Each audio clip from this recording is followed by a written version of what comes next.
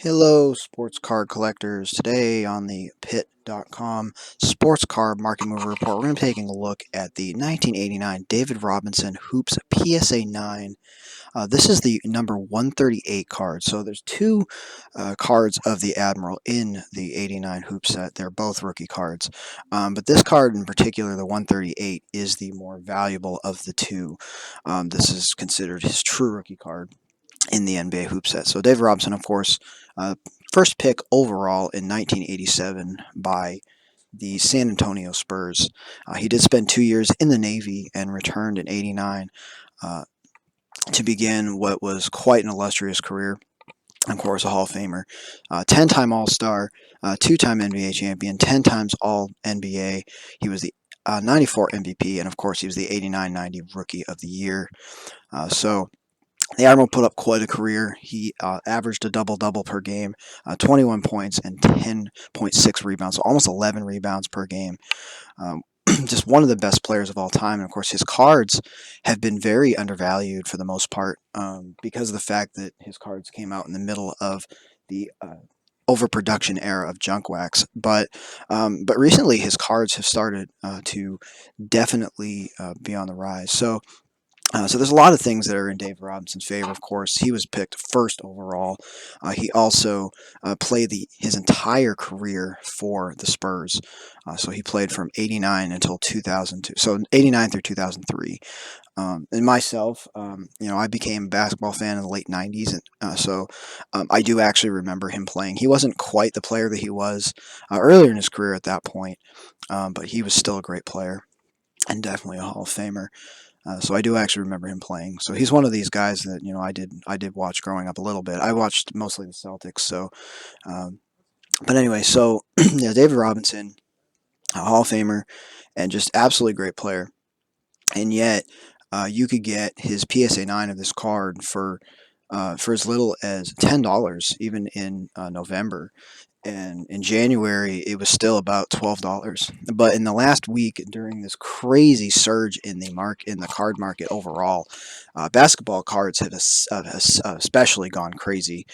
And so this card jumped all the way to $35. We had a sale for $35 just last week, the end of last week.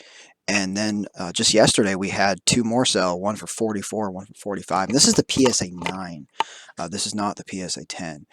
So it's pretty incredible. I mean, what's happening is that just so many people are using their stimulus checks to buy these cards, and also people that would be otherwise spending money on game tickets and whatnot. They're also using the money to buy cards instead. And of course, these cards are pretty plentiful. But if you actually look at the population report for these cards, so there's 5,600 of these, well, 5,700 of these in PSA graded cases, and only about 700 of those are PSA 10s, and there's 2,700 PSA 9s. So not a crazy huge population for this card when you compare it to the 310. 310 is actually rarer, but it's not as sought after. And there's actually only 2,300 of those, with 951 10s and 922 9s. So that could be a card to watch too. So there's not really a ton of these out there, but it's pretty crazy. And I mean, this card should obviously have been worth more than $10. So those of you that have these cards in their collection, these cards are actually worth getting graded now, and that's actually part of the reason why they haven't been graded. I think as many as I mean, because he was such a great player and he played for championship Spurs teams. So I mean, obviously you'd think that this card would be worth a lot more money. But yeah, unfortunately, I guess is just over the years, this card was just so plentiful. I mean, people had tons of these cards. I do believe that this particular card was a short print, whereas the 310 was not. I think that this card was actually harder to get than the 310. Don't quote me on that, but I'm pretty sure that that's why this card is the more sought after of the two, which is why more people have graded them. But the other card, especially the 310 card, I mean, you can pick up for $1 or two raw very easily. But so yeah, this card definitely keep an eye out for this card, because if you happen to have these in your collection raw, they are actually worth grading. As soon as PSA opens, I'm sure that there's going to be plenty being graded. Yeah, so there's not really, I mean, there's a lot. I mean, 2,700, but but that's not really a huge number when you consider just the way that the basketball card market especially has surged recently. So definitely keep an eye on this card. This is a card that's definitely been selling very consistently.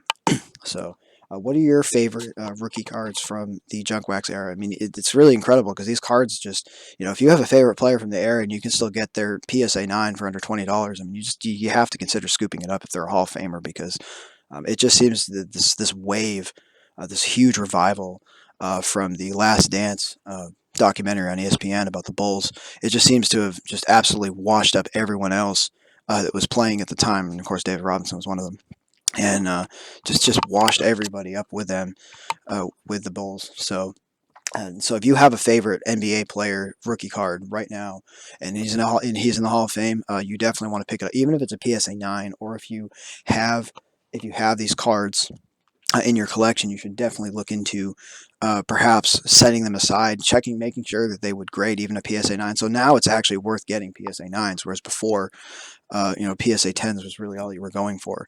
Now, will this surge last? I don't know, but I mean these cards were undervalued anyway. So, and of course basketball has international demand. So this is a card I think in particular that I would definitely get these at least graded. So even if the card does come back down.